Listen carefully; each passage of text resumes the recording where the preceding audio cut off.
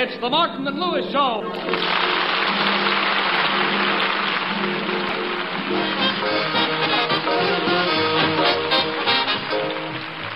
The National Broadcasting Company brings you, transcribed from Chicago, the Martin and Lewis Show, featuring Sheldon Leonard, Flo MacMichael, Dick Stabile and his orchestra, and starring Dean Martin and Jerry Lewis.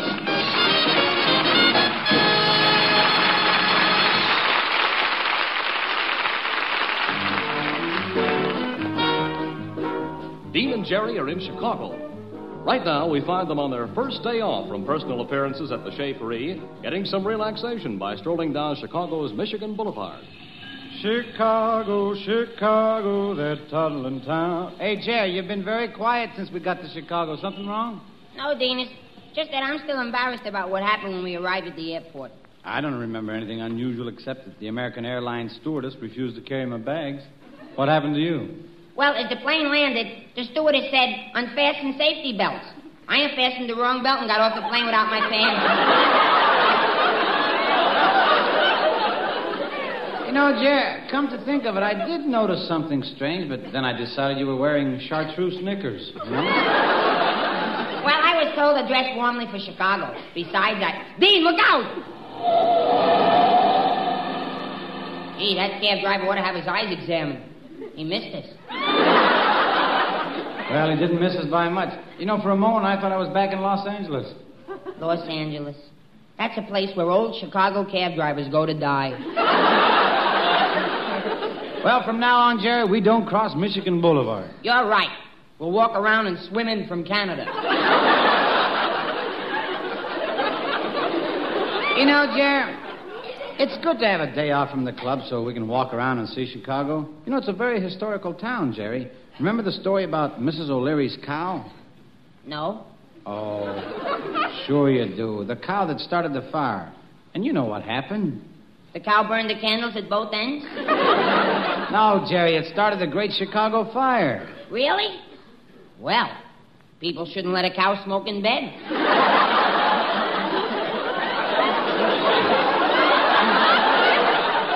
Jerry, I'm amazed at you. You're 23 years old now. Do you know what's going to become of you? Yeah, I'm going to become 24. You get it, Dean? You see, you said, what is going to become of you? So instead of saying I might become a doctor or a lawyer, I just said I'm going to become 24. Because I'm 23 years old now, see? And then if a year passes by, that makes me 24. That's what I'm going to become. So it's all in the line of a joke. That's why I said it, see? And I thought you'd laugh, and you didn't. See, but it was a gag, and I wish I was dead. Ah, come on. Let's go back to the hotel, Jerry.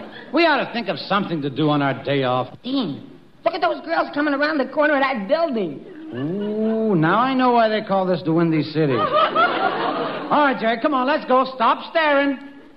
I'm not staring, Dean. I wouldn't think of staring.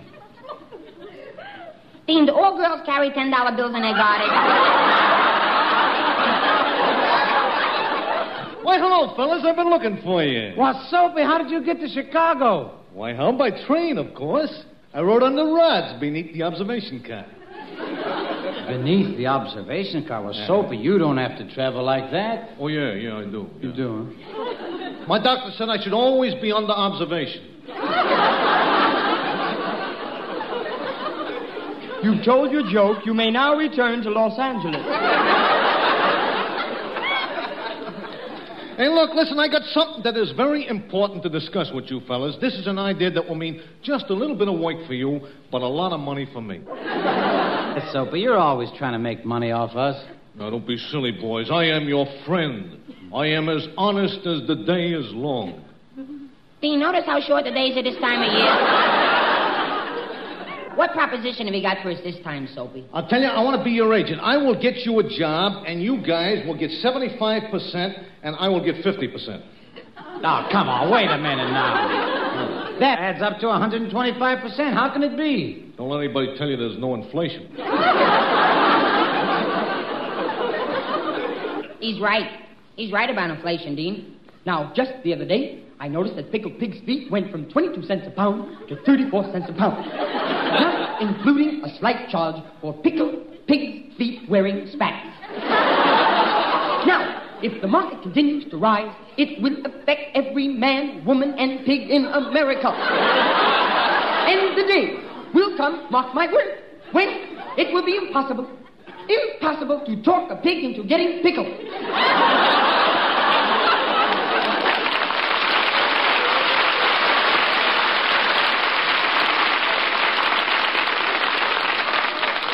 No, Jack, there's something in what you say, but I haven't got time to find it.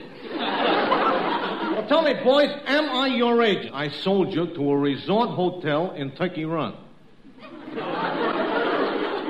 Okay, Soapy, where do we go? You go out to Turkey Run. There is a hotel out there, and it's called Mother Hockelmeyer's Indian Retreat. Do we see Mother Hockelmeyer?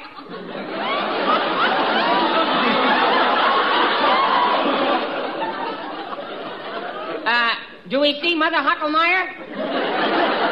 Well, no, you don't. Mother Hockelmeyer is really Joe Schlump. Now, there's one little thing that I better tell you. You see, they don't know that you are entertainers. I got you a maintenance job. What you're supposed to do, you go around killing bugs. Killing bugs? Uh-huh. What kind of a job is that? I'm afraid of bugs. Even a little mosquito frightens me. Why does a mosquito frighten you? Well, you see, I haven't been too well.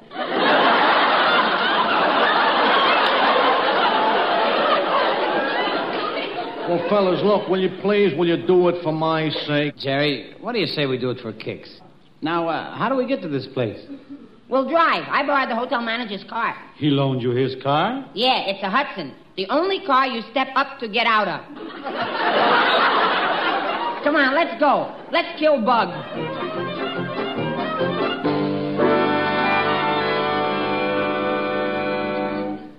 Oh, Sam, did the maintenance men Soapy Leonard recommended arrive? No, Mr. Schlump, but here comes a couple of fellows up the walk. No. They look more like some of those college boys looking for jobs as children's counselors. Now, make sure they've had some experience with child care. I'll be in my office. All right, Mr. Schlump. Oh, hello. We came up about the job. Oh, yes. Well, you know it's hard work. Now, just what is your method of handling the little ones when they become unruly? Oh, we just sprayed them good with poison.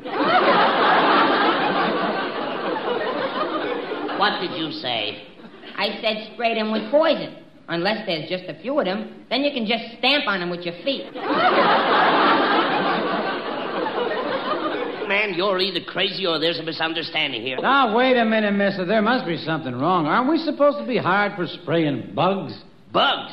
Oh, for goodness sake, I was talking about children. Well, if you insist, we'll spray them, too. One moment, please. Oh, Mr. Schlump. Yes, what is it? We're Martin and Lois. Soapy Leonard sent us over. Oh, yes, I see now. Well, we'd better put you right to work on the bugs. If it's all the same to you, we'd rather entertain than kill bugs. Entertain? Yeah, we work in nightclubs. Dean sings. Do you sing well? Quite well. Like a bird? Even better, like Crosby.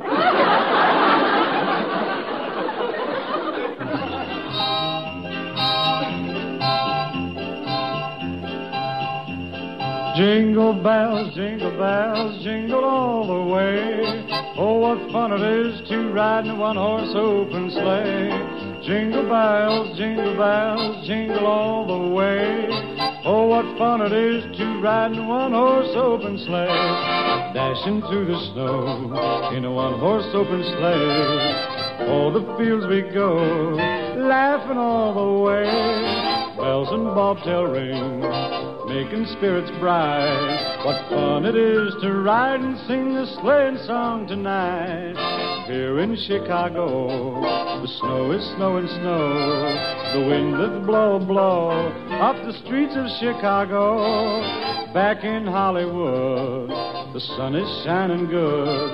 You take the sun, we'll take the snow. There's dough in Chicago. Jingle bells, oh, jingle all the way. Well, oh, what fun it is to ride in one-horse open sleigh. Well, jingle bells, oh, jingle all the way. Oh, what fun it is to ride in one-horse open sleigh.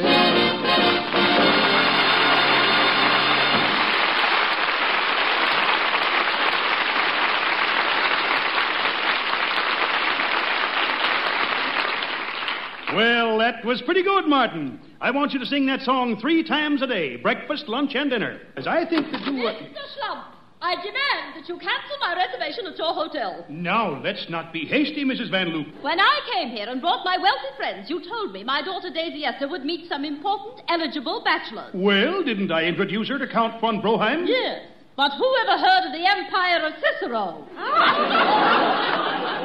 I'm taking her away from this place immediately. Now, that's a shame, Mrs. Van Loop, especially when 2 new guests have arrived from Hollywood. This is Martin and Lewis, famous movie producers. Play along with me, boys. There's $100 apiece in this for you. Martin and Lewis. Now, where have I seen your faces before? Probably in front of our heads.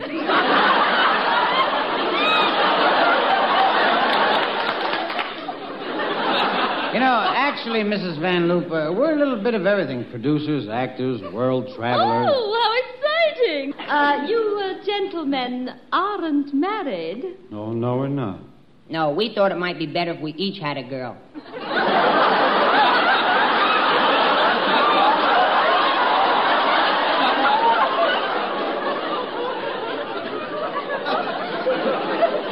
It just seems that we've met somewhere. Oh, perhaps we bumped into each other on the continent. Don't you just love Biarritz? Personally, I like Schlitz.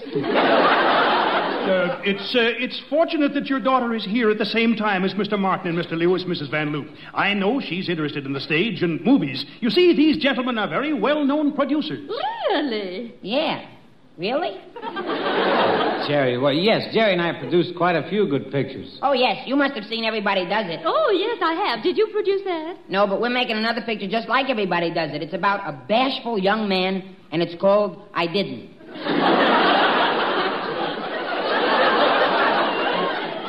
I'm beginning to wonder if you two really are as famous as you're making out. You doubt us? Why, I can pick up that phone right this minute and call any star in Hollywood. Go ahead. I don't believe you. I'll show you. Dean, quick. Get on the extension in the next room. Okay, Jer. Now, where's Mr. Martin going? Oh, well, you see, Dean is a singer, and every day at this time, he has his throat sprayed with DDT. Is DDT good for his voice? No, but pity the poor moth that flies in when Dean's got his mouth open. Mr. Lewis, what about that phone call you were going to make? Sure, Mrs. Van Loop. Who do you want me to call? Just name any star. Any star. Well? Clark Gable, fine. Hello, operator. I want to talk with Clark Gable in Hollywood. Hello, Big Ears? This is J.L. A friend of mine wants to talk with you. Here's the phone, Mrs. Van Loop. Oh, my. Hello, Mr. Gable. This certainly is a pleasure. Hello, baby.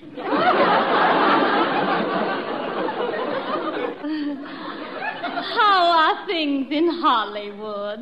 Hello, baby. I enjoyed your last picture. Hello, baby. Well, that's enough, Mrs. Van Loop. No, but you hardly let me talk. Clark has a beautiful voice. I know, but his vocabulary is pretty limited. I say, Mr. Lewis, you couldn't connect me with Charles Boyer, could you? Why, of course he can. If you say so. Hello, operator. Get me Charles Boyer in Hollywood. At the Beverly Wilshire. If he isn't there, try the Beverly Cosbar. Hello, Chuck. Jerry. I'm in Chicago. The Ambassador East. The pump room. Pump room. After dinner, they pump your wallet.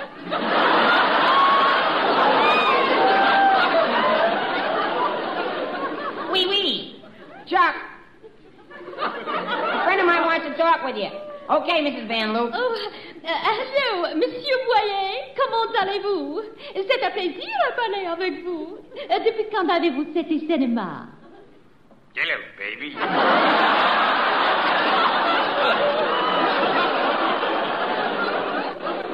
Sounds just like Clark Gable. Sure, Gable and Boyer talk the same because they both have the same English coach. Who? Sam Goldwyn. Let's not bother Mr. Boyer anymore. So long, Chuck. I'll be seeing you. And when I do, remind us to work on some new impersonations.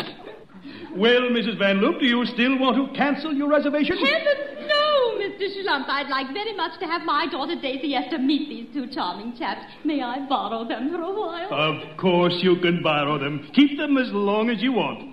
But you better return us after 2 weeks or it'll cost you 2 cents a day. Oh, you dear boy. Goodbye, Mr. Schlump. Come on, boys. Coming, Mrs. Van Duke. Really, I'm so thrilled, you know. It's wonderful that Daisy Esther's going to meet you wonderful boys. You know, I left her somewhere in the lobby. Oh, yes, there she is. Oh, Daisy Esther. Here, dear. She's a little thin, isn't she? No, only from the front and the side. Mrs. Van Loop, aren't you afraid to let her walk out in the street? No, why should I be? Somebody's liable to slap a stamp on her and mail her. Hello, dear. Daisy Esther. Say hello to Mr. Martin and Mr. Lewis. Hello, Daisy Esther. Hello, Daisy Esther. Hello. What takes you so long to say hello? I get bushed from over-exercising. Well, what did you do that was so strenuous? I walked across the room. Why should that tire you? The wind was against me. Is that all you have to say to these eligible gentlemen, dear? I accept. You accept what? Whatever you want to ask me. You see, I don't go out much. Oh, Daisy Esther's only joking. Why, every boy in town's trying to put a ring on her finger. So what happens? The ring keeps slipping up her arm? I like you. Why? Because I'm handsome? No, because you're skinny like me. Skinny? That's a lie. I am not skinny. I'm big, full-chested, and I'm a Samson. I'm so strong, many is the time I've picked up trees with my bare hands. Sometimes I even picked up the shoes.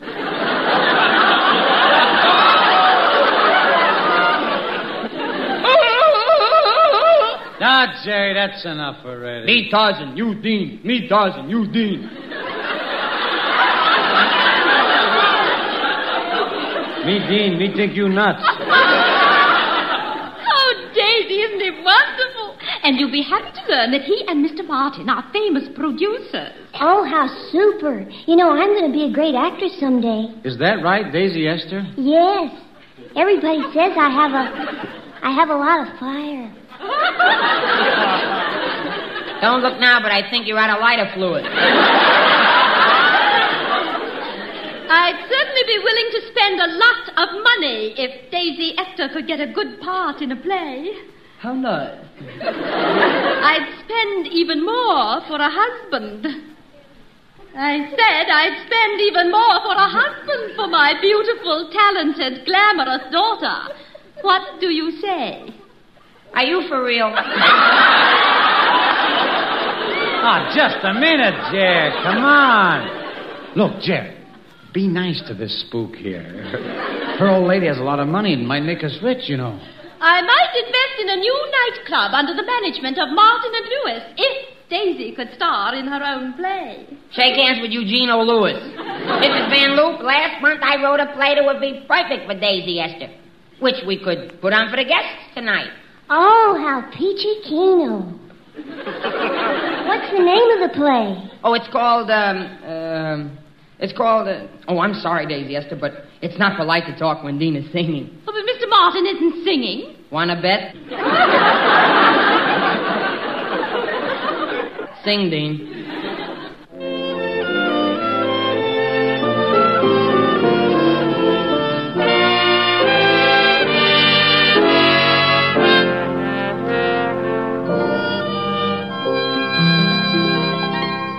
Don't cry, Joe. Let her go, let her go, let her go. Don't cry, Joe. Let her go, let her go, let her go.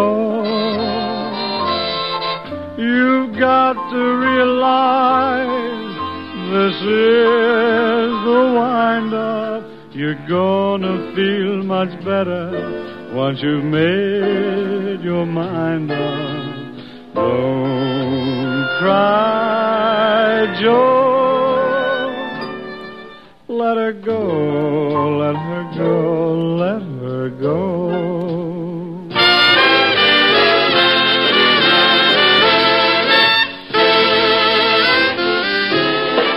Let her go, let her go, let her go.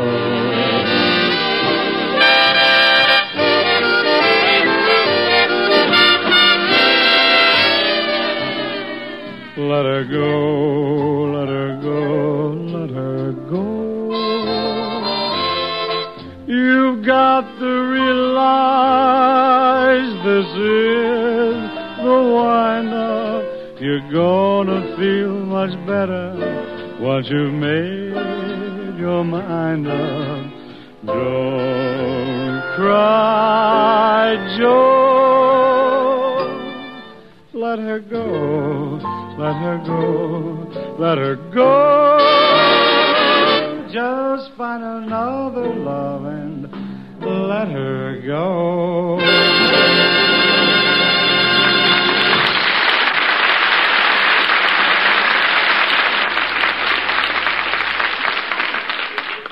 Ladies and gentlemen, tonight we are going to have some unusual entertainment here at Mother Hockelmeyer's Indian Retreat. Mr. Jerry Lewis and Mr. Dean Martin will present a new play. Now, here is the author, Jerome Lewis.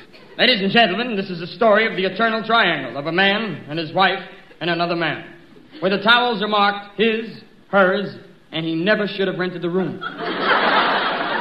Now we present Love in Darkest Africa.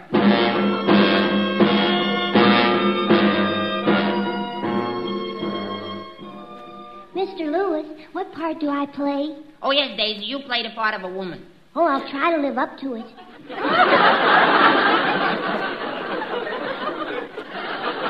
And Dean, you're the other man.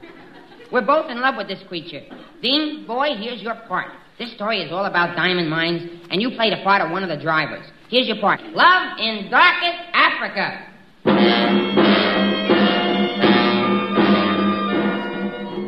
Africa, the dark continent. Africa, the home of the famous Kimberley diamond mines. Africa with its great white princesses. I'm a great white princess. Get along, mule! Ah! Get out! The Kimberley diamond mine was the richest diamond mine in the world, and the diamonds were jealously guarded. Even so, every once in a while, somebody would try to steal one, but it was no use. The thief was always caught, and if he wasn't dead already, they would give him 30 lashes. 1Z, 2Z, 3Z, 4Z. And now our story begins. Ladies and gentlemen, we take you to Darkest Africa and the Kimberley diamond mines.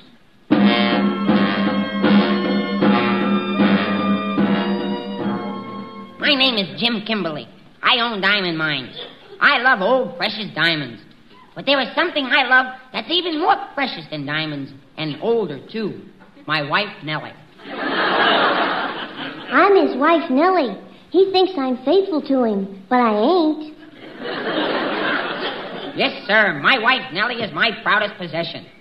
Bought her at a fire sale down in Cape Town. I ain't in love with Jim Kimberley. I'm in love with Rod Marvin, the foreman. I'm nuts about Rod. Rod loves me madly, violently, passionately. He is what I call a hot rod. Well, I love you, Nellie, and I have a plan to kill your husband and seize control of the diamond mine. But how will you kill my husband? He's so suspicious. If you stabbed him with a knife, he'd suspect that something was up. Oh, you child, you dear precious child. I'll simply use voodoo on your husband, and he'll waste away to nothing. He'll lose several pounds each day until he weighs nothing. You see if I'm right. A few months later, I came into the house and found my husband writing in his diary. Monday, December 8th. Dear Diary, today I only weigh 2 pounds. My doctor says it's nothing serious. He says I should have more iron. The doctor says that the only thing that will help me is more iron. Tuesday, December 9th. Ate my erector set.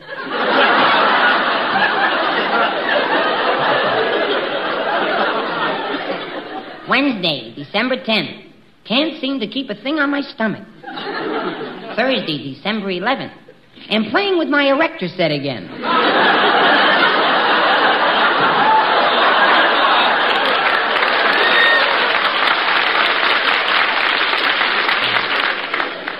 Friday, December 12th. Fish Day.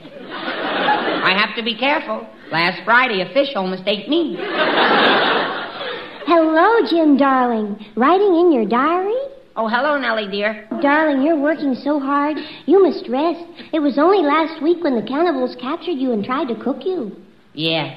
Lucky for me, they were a poor tribe that didn't have a pot. I'll get it. Unga Bunga Linga, Wu-Tang, Rap Gob, Igglewop, Rublang. Ava Gardner. Who was that? That was Hollywood calling. I just want another elephant. Gosh, my keychain is getting so bulky. Well, I must leave now. There's a little trouble at the mine. What kind of trouble? Some of the diamonds are coming up stamped Woolworth. I'll be right back, dear. Oh, Rod, it's you. Yeah, darling, I've come to whisk you away. We can't wait any longer. Come on out the window. Me first. Now you. Now we're alone at last. Who was that? It's me, Dean. I'm on the wrong page.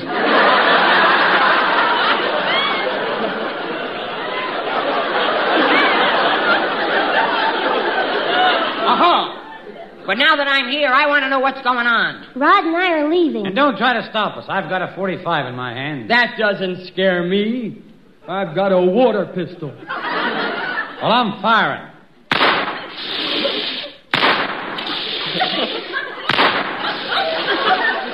How do you expect to kill me with a water pistol?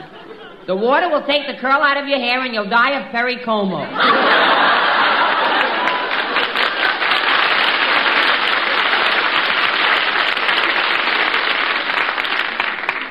It's no use, Jim. Rod and I are going to be married. Married? But, Nellie, you're already married to me. I'm your 2-pound husband.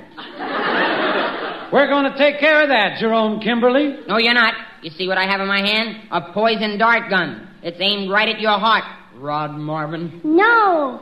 Don't blow smoke.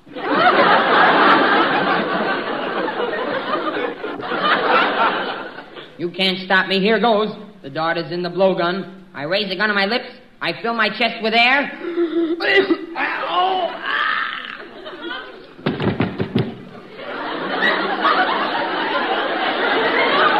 Well, the poor fool, he inhaled the dart. Wait. He's trying to say something. Let's hear his last words. Jim, what are you trying to say? I made a boo-boo. Oh, no. Come on, Jerry. Good night, everybody. See you next week, folks. Bye. Love and kisses.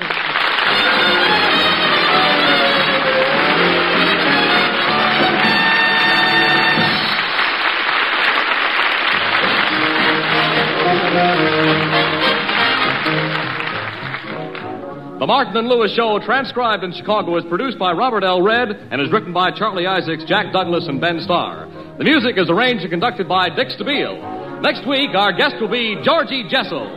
Martin and Lewis are currently appearing in Chicago at the Chez Paris. This is Charles Martin saying good night for the Martin and Lewis Show. What's on NBC tonight? A new personality has joined the NBC parade of stars, none other than lovely Mindy Carson. Hear the most refreshing young singing star of the year when Mindy Carson sings tonight on NBC. Stay tuned for the Dave Garroway Show on NBC.